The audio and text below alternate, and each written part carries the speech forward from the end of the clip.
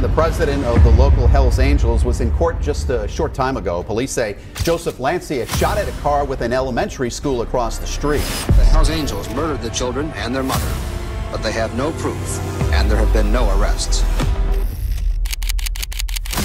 Tu as sûrement déjà entendu parler des Hells Angels, l'un des clubs de motards hors la loi les plus dangereux du monde. De l'installation de bombes dans des voitures jusqu'à l'assassinat de gardiens de prison uniquement pour envoyer un message. Leur histoire est écrite dans la peur et le sang. Voici les 15 Hells Angels les plus dangereux de toute l'histoire. Ver 1. Maurice Mom Boucher.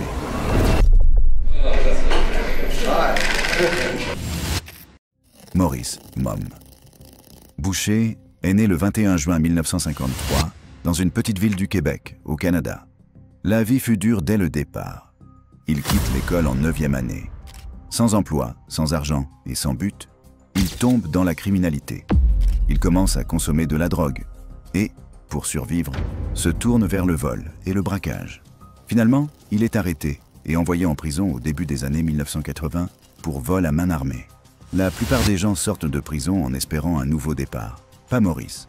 Il profite de ce temps pour se faire des amis dangereux. Il rejoint un gang de motards suprémacistes blancs appelé le SS, qui entretenait des liens étroits avec le célèbre club de motards, les Hells Angels. À sa libération, en 1986, il ne ralentit pas.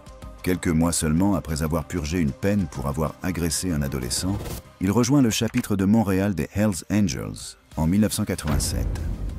Intelligent, ambitieux et impitoyable, c'est ainsi qu'il gravit rapidement les échelons jusqu'à diriger le groupe le plus redouté, les Nomades, une division d'élite du club. Mais le pouvoir ne lui suffisait pas, il voulait la domination. Tout changea en 1994, lorsque les Hells Angels affrontèrent un gang rival, le Rock Machine. Les Hells Angels voulaient y contrôler le lucratif marché de la drogue au Québec. Le Rock Machine refusa de céder. Ainsi commença la guerre des motards du Québec. Ce qui n'était qu'une querelle de territoire devint une véritable guerre. Pendant 8 ans, la province se transforma en champ de bataille. Bombes, voitures incendiées, quartiers ravagés, plus de 160 morts, y compris des innocents. En janvier 1995, Boucher crée un nouveau chapitre, les Hells Angels Nomades, rassemblant les membres les plus puissants, sans limite géographique. 2 ans plus tard, un événement change sa vision. En mars 1997, un tueur à gages du Rock Machine devient indique de police, révélant tout en échange d'une peine réduite. Boucher, furieux, décida de frapper le système judiciaire pour l'empêcher d'offrir de tels accords. Il ordonna l'assassinat de gardiens de prison. Le 26 juin 1997, 2 membres des Hells Angels abattent Diane Lavigne, gardienne de prison, sur la route du retour. Puis, le 8 septembre 1997, 2 autres gardiens sont pris pour cible. Pierre Rondeau est tué, Robert Corriveau grièvement blessé. Arrêté, Boucher est jugé en 1988 et acquitté, le jury ayant peur.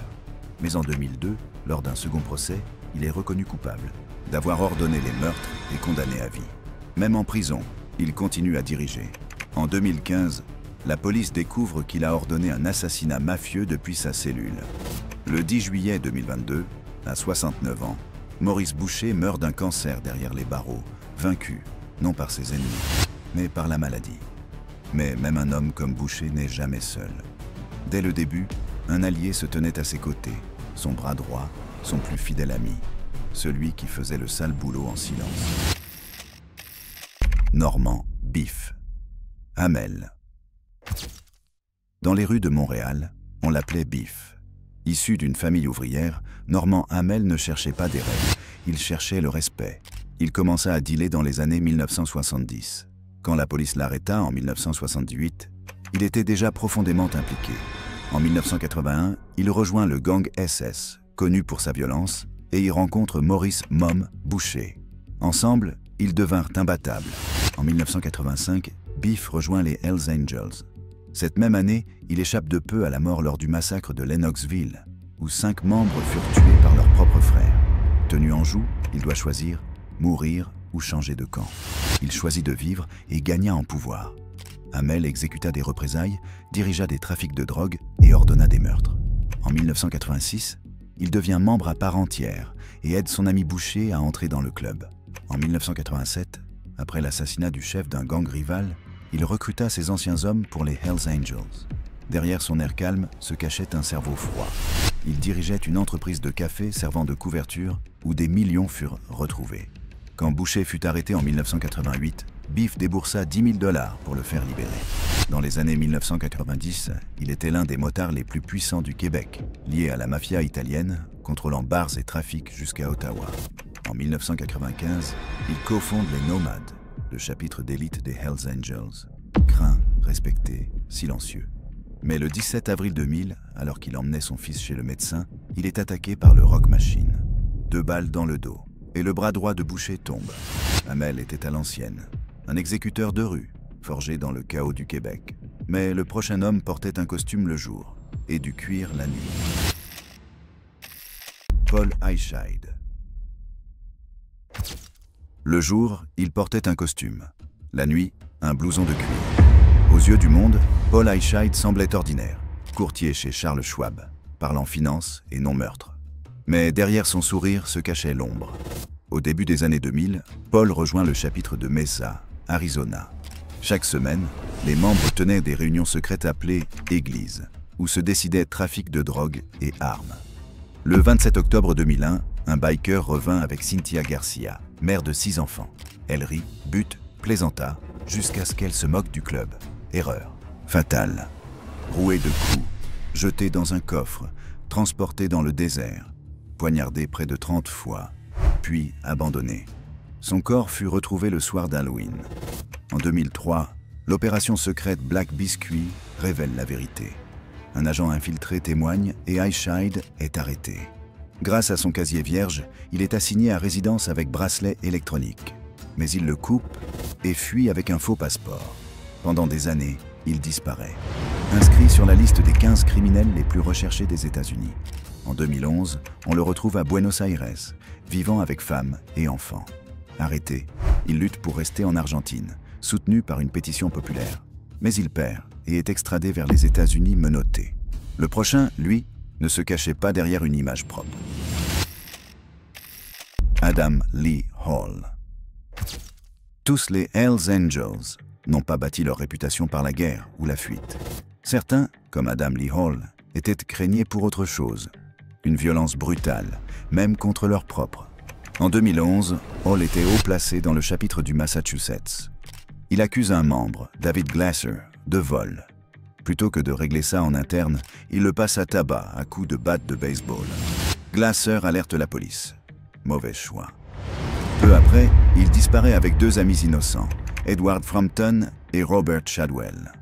11 jours plus tard, la police découvre leurs corps ensevelis dans des sacs plastiques, mutilés et criblés de balles. Hall ne montra aucun remords et menaça depuis la prison la famille de Glasser. Condamné à perpétuité sans libération conditionnelle, il devint le symbole du prix de la trahison chez les Hells Angels. La mort. Mais ce qui suivit fut une trahison encore plus dangereuse, celle qui vient de l'intérieur. George Wethern. Avant de devenir un ange déchu, George Wethern n'était qu'un jeune d'Oakland. Son père était barman, sa mère standardiste. À 16 ans, il quitte l'école, sa petite amie est enceinte, et sous la pression, il abandonne l'enfant à l'adoption. Il rejoint alors l'US Air Force pour recommencer à zéro. Mais les ennuis le suivent. Bagarre, indiscipline. Et en 1958, il est renvoyé avec déshonneur. De retour à Oakland, il ne cherche pas la tranquillité, mais le tumulte. Il rejoint les Hells Angels, menés par Sonny Barger, dans le célèbre Mother Chapter. Rapidement, il gravit les échelons jusqu'à devenir vice-président du chapitre d'Oakland. Son rôle, gérer le trafic de drogue, notamment la vente d'Angel Dust et de LSD aux hippies de Californie. Wethern avait le pouvoir, l'argent et le respect, mais son monde reposait sur la violence. En 1979, lors d'une dispute sous l'emprise de la drogue, il abat un autre Hells Angel, Buttons, Mitten. Au tribunal, il se défend habilement, prétendant à la légitime défense et ressort libre. Mais sa décision la plus marquante survient en 1984, lorsqu'il est de nouveau arrêté pour drogue.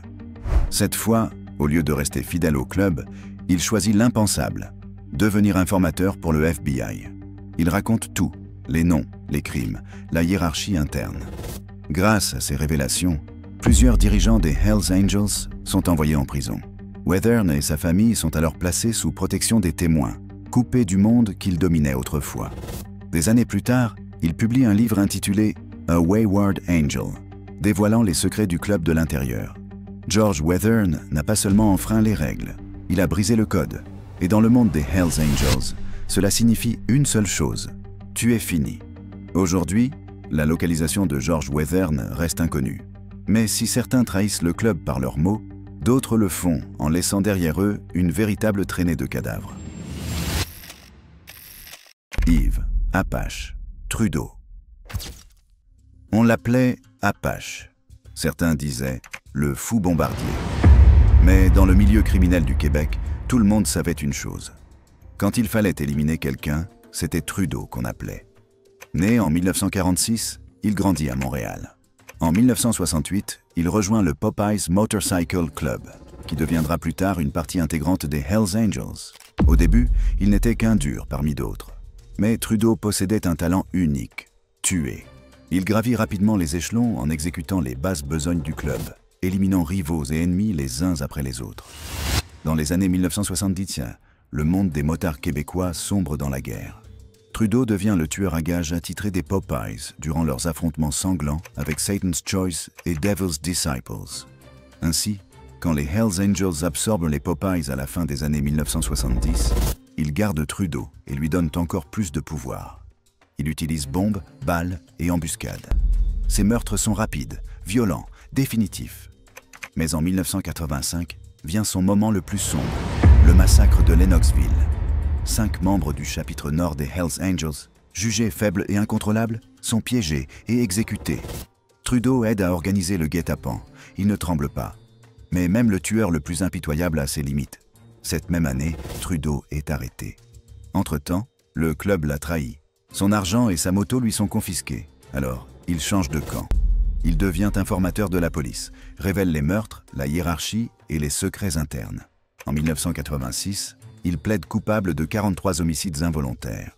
En échange, il obtient la prison à vie avec possibilité de libération conditionnelle après 7 ans. Le public est outré. Les familles des victimes sont brisées. Mais l'accord tient. En 1994, Trudeau est libéré et reçoit une nouvelle identité. Denis Côté. Il s'installe dans une petite ville, devient chauffeur d'autobus et tente de se faire oublier. Mais le passé ne pardonne pas. En 2004, il est de nouveau arrêté. Cette fois pour avoir agressé un garçon de 13 ans. Condamné à 4 ans supplémentaires, le juge déclare « Vous avez tué plus de gens que le Canada pendant la guerre du Golfe ». Rejeté par les Hells Angels et haï par la société, Trudeau vit sous haute protection. En 2006, atteint d'un cancer de la moelle osseuse, il meurt 2 ans plus tard, en 2008, à l'hôpital, seul et sous surveillance. Trudeau reste le visage de la trahison, l'ange qui a retourné sa veste, le monstre sans loyauté pour personne. Alors qu'on pensait le chaos contenu, il traverse désormais les frontières, jusqu'à Berlin. Qu'à dire, pas dire. Les Hells Angels n'ont pas marqué que l'Amérique ou le Canada. En Allemagne, un nom domine l'ombre. Qu'à dire, pas dire. Chef du chapitre berlinois, Padir était un stratège, rapide et décisif. Sa règle était simple, si tu touches au club, tu paies. En janvier 2014, quelqu'un ose transgresser cette loi. Un videur de 26 ans avait poignardé un associé des Hells Angels quelques mois plus tôt. Padir ne l'a ni oublié, ni pardonné. En plein jour, dans un bar Paris sportif de Berlin, 13 Hells Angels masqués font irruption. Les caméras filment tout. 8 coups de feu, 6 touches à la cible. L'homme meurt sur place. Le message est clair. Personne ne s'en prend au club et reste en vie.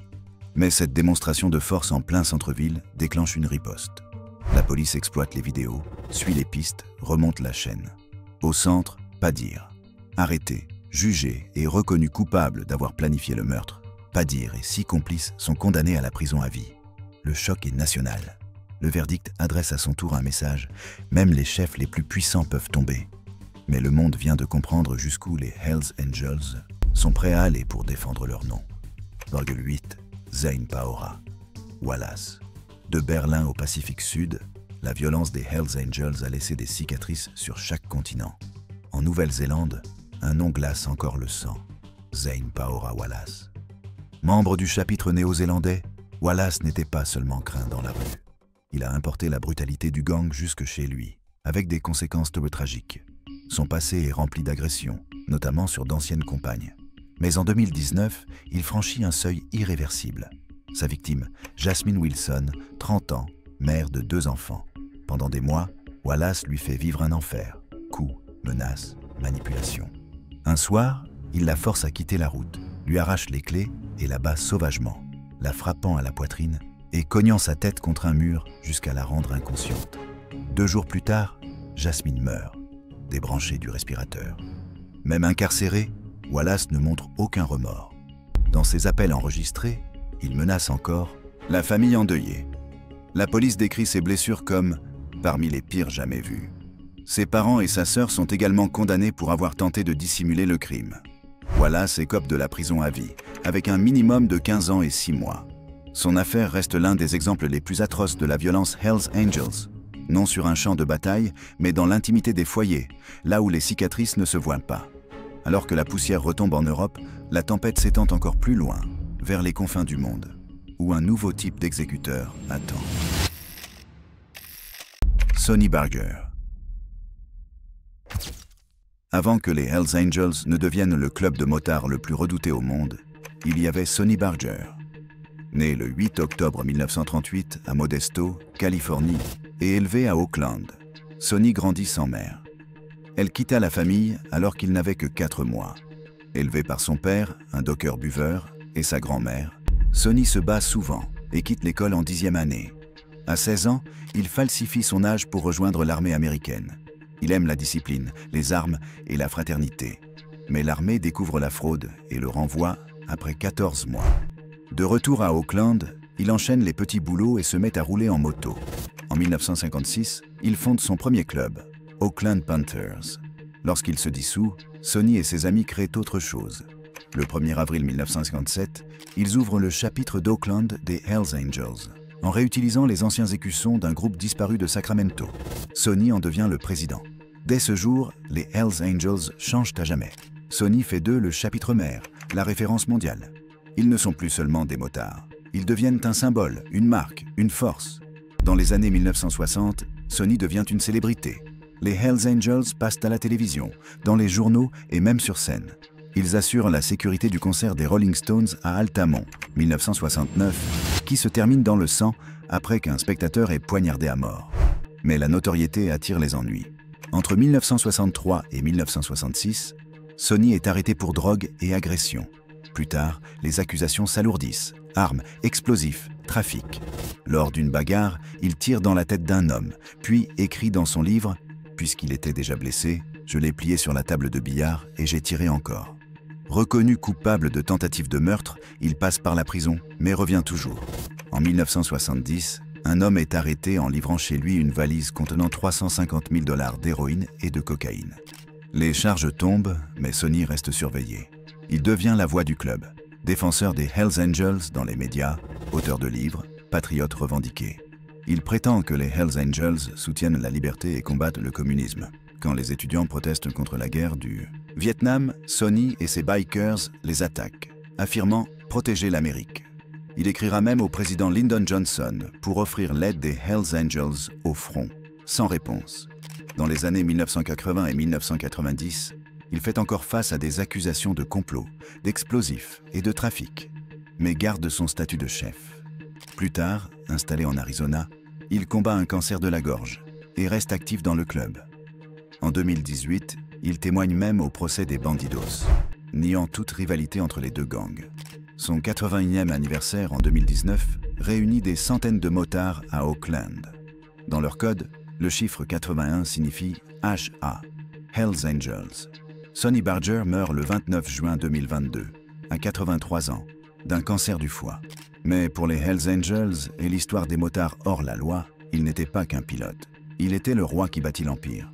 Tandis que d'autres ont gravé leur nom dans le sang, lui a façonné le nom lui-même, transformant une légende en empire. Jonathan Nelson. Dans le monde des Hells Angels, le pouvoir ne dépend pas toujours de la moto la plus rapide. Parfois, il se cache derrière les décisions. Jonathan Nelson, président du chapitre de Fresno, en Californie, était réputé calme, concentré et dangereux. En 2014, il estime qu'un membre, Joel Silva, devient un problème. Alors, il met en place un plan. Silva est invité au clubhouse de Sonoma, un lieu qu'il croit sûr. Mais c'est un piège. Dans une pièce isolée, il est abattu et éliminé sans pitié. L'ordre venait d'en haut. Et tout en haut se trouvait Nelson. L'enquête policière révèle un meurtre minutieusement orchestré. Chaque geste prévu, chaque rôle attribué. Nelson n'a pas tiré, mais c'est lui qui a donné le feu vert. Reconnu coupable de meurtre au premier degré, il est condamné à la prison à vie. Un moment rare. Un haut dirigeant des Hells Angels, enfin, face à la justice. La chute de Nelson prouve une vérité glaciale. Dans les Hells Angels, où la loyauté est sacrée, la moindre suspicion de trahison se paie de la mort. Le pouvoir donne les ordres. Mais la trahison, elle, vient souvent de l'intérieur. Russell Taylor, hôte. Dans le monde hors la loi, la trahison vient souvent de l'extérieur, mais parfois, elle vient d'un homme qu'on appelle frère. Russell Taylor Ott était le président du chapitre de Sonoma des Hells Angels, le même chapitre auquel appartenait Joel Silva. Ils roulaient ensemble, partagèrent les secrets du club. Mais lorsque Silva fut marqué pour mourir, Ott ne l'a pas prévenu. Il a aidé à tendre le piège. Si Jonathan Nelson était l'homme qui a donné l'ordre, Ott était celui qui s'est assuré qu'il soit exécuté. Il accueillit Silva dans le clubhouse de Sonoma, un lieu censé inspirer la confiance. Mais Silva n'en sortira jamais vivant. Il fut tué là, au milieu de ceux qu'il appelait ses frères. La trahison d'Ott est l'une des plus profondes de l'histoire du club. Elle montre que, chez les Hells Angels, aucun lien n'est incassable, même entre membres d'un même chapitre. Quand la vérité éclata, ce fut un séisme. Russell Taylor Ott fut inculpé, jugé et reconnu coupable de meurtre au premier degré. Comme Nelson, il fut condamné à la prison à vie. Tandis que Taylor jouait son rôle dans cette tragédie, le suivant, lui, dirigeait tout le spectacle. Nekati Arabatsi. La plupart des Hells Angels se sont fait un nom par la bagarre ou les armes. Mais Nekati Arabatsi, lui, a bâti son empire avec la stratégie, les relations et la peur. Son emprise était telle que même la loi hésitait à s'approcher. Les victimes se taisaient, les témoins disparaissaient. Né en 1972 à Cologne, en Allemagne, Nekati contrôle au début des années 2000 les quartiers chauds du pays. Il dirige videurs, boîtes de nuit et maisons closes dans plusieurs villes. De l'extérieur, tout semble être un simple business nocturne. Mais derrière les portes closes, il règne sur un réseau de prostitution forcée et de traite humaine. En 2002, il est arrêté et accusé de diriger une organisation criminelle, proxénétisme et trafic d'êtres humains. 2 ans plus tard, en 2004, il avoue et écope de 9 ans de prison. Mais la prison ne l'arrête pas. Même derrière les barreaux, il continue de gérer ses affaires. Il va même jusqu'à planifier l'assassinat du procureur principal à l'aide d'un tueur à gages recruté à Duisbourg. Un vice de procédure lui évite une nouvelle condamnation. À sa libération, il est expulsé vers la Turquie. Loin de s'effacer, il renforce ses contacts. Il collabore avec des groupes de motards locaux et se rapproche des Hells Angels. À la fin des années 2000, il devient membre à part entière. En 2010, il est nommé président du chapitre Nomads d'Izmir. Après l'arrestation d'un grand chef européen en 2013, Nekati grimpe dans la hiérarchie et devient l'un des hommes les plus puissants du réseau. En 2015, l'Espagne émet un mandat d'arrêt contre lui pour trafic de drogue, extorsion et gestion de bordels illégaux. Mais la Turquie refuse d'extrader ses citoyens. Résultat, Nekati reste libre. Aujourd'hui, il vivrait à Monaco, menant une vie de luxe. Nekati Arabatsi a bâti son pouvoir dans le silence. Le suivant, lui, a tout fait dans le fracas des balles. Brian Wayne Wendt. Il venait d'un autre État, mais son rôle fut tout aussi meurtrier. Brian Wayne Wendt était président du chapitre de Salem, dans l'Oregon. Il ne connaissait pas personnellement Joel Silva. Mais quand l'ordre est tombé, il n'a pas posé de questions. Il est venu. Silva, piégé dans le clubhouse de Sonoma, pensait être parmi ses amis. Mais derrière la porte, tout était déjà planifié. Et Wendt fut choisi pour exécuter la sentence. Il tira la balle fatale, qui mit fin à la vie de Silva. Puis il participa à dissimuler le crime. L'enquête révéla bientôt l'ampleur de la conspiration. Ce meurtre n'était pas un simple règlement de compte local, mais un complot inter-État impliquant les dirigeants de Fresno, Sonoma et Salem, tous unis pour éliminer un seul homme. Went fut arrêté, accusé de meurtre prémédité et condamné à la prison à vie. Son affaire prouva une chose glaçante. Les Hells Angels ne sont pas de simples clubs isolés. Ils agissent down comme un seul corps, liés par un code et prêts à tuer pour le préserver. Bien avant que le club ne devienne une machine de violence, quelqu'un devait construire le moteur. Et tout commença avec un homme dont le nom fit trembler tout le Canada. Michel Sky, l'Anglois.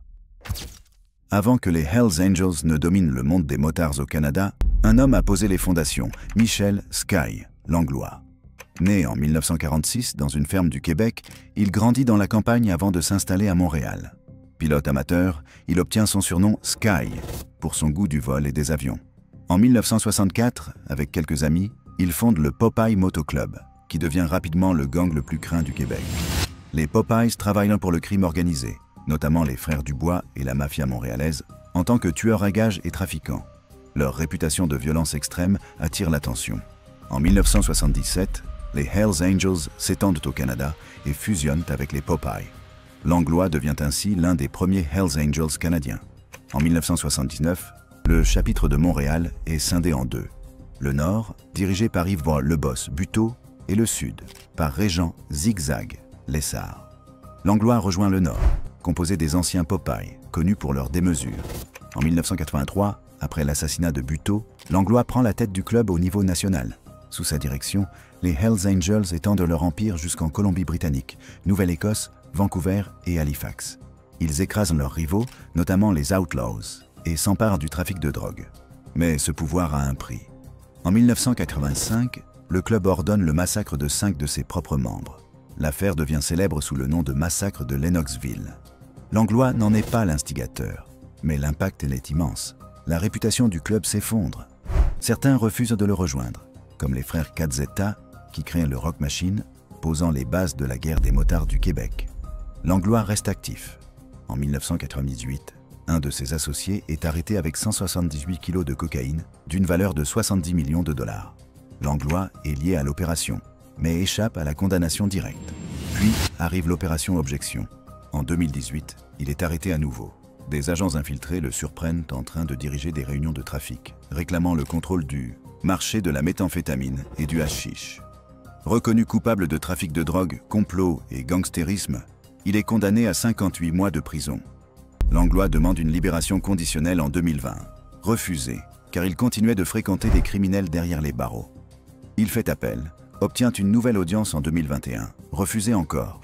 Enfin, en juillet 2021, il sort après avoir purgé les 2/3 de sa peine, mais sous condition, aucun contact avec le crime organisé et interdiction de porter les symboles des Hells Angels.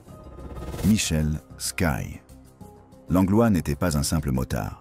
Il était l'architecte du règne des Hells Angels au Canada, un homme resté dans le jeu pendant plus d'un demi-siècle. Mais chaque empire bâti sur le sang a besoin de quelqu'un pour nettoyer les traces, sans poser de questions, sans hésiter, laissant juste des corps derrière lui. Michel Jinks, Geneste. Dans le monde sombre des motards hors la loi, la loyauté est sacrée. La trahir, c'est signer sa mort. Michel Jinks Geneste était un Hells Angel avec du sang sur les mains. Il joua un rôle clé dans l'un des événements les plus violents du club, le massacre de Lennoxville, en 1985. Dans la paisible région des cantons de l'Est, 5 membres du chapitre de Laval pensaient assister à une réunion ordinaire. Ils ne ressortirent jamais. Leur chapitre était devenu incontrôlable. Trop de drogue, trop d'erreurs. Les chefs décidèrent d'un nettoyage. Geneste fut l'un de ceux qui exécutèrent l'ordre. Les 5 bikers furent abattus dans le bunker de Sherbrooke. Leurs corps emballés dans des sacs de couchage, lestés de blocs de béton et jetés dans la rivière voisine. 2 membres ayant manqué la réunion ce jour-là ont ainsi échappé à la mort. Ce massacre renforça le club, plus organisé, plus impitoyable, et désormais lié à la mafia montréalaise et au West End Gang. Quelques semaines plus tard, le 7 avril 1985, Geneste tue un autre membre, Claude Roy, coupable d'avoir consommé de la cocaïne et, selon les soupçons, parlé à la police. Pour Geneste, ce n'était pas personnel, c'était une question de code. Et dans les Hells Angels, Enfreindre les règles, c'est briser la confiance. Michel Jinks. John Est ne se contentait pas d'obéir aux ordres.